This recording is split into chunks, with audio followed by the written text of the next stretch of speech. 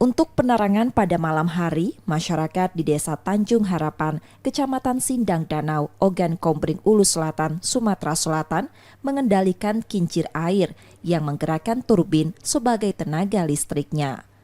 Desa yang dihuni 200 kepala keluarga ini bersuadaya membangun kincir air sebagai tenaga listrik di desa tersebut.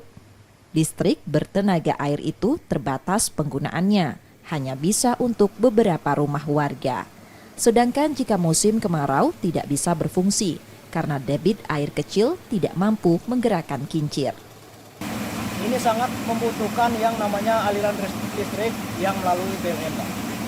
Karena untuk penerangan sendiri di sini kami sangat minim ya, tentang aliran listrik yang menggunakan turbin ini, Pak.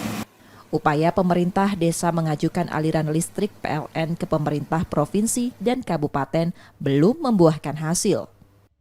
Untuk sekarang ini masyarakat ini menggunakan turbin.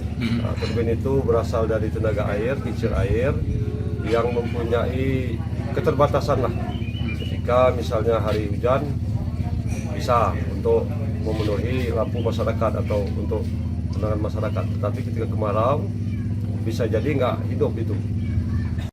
Desa Tanjung Harapan sangat berharap mereka juga dapat menikmati terangnya lampu dari listrik negara.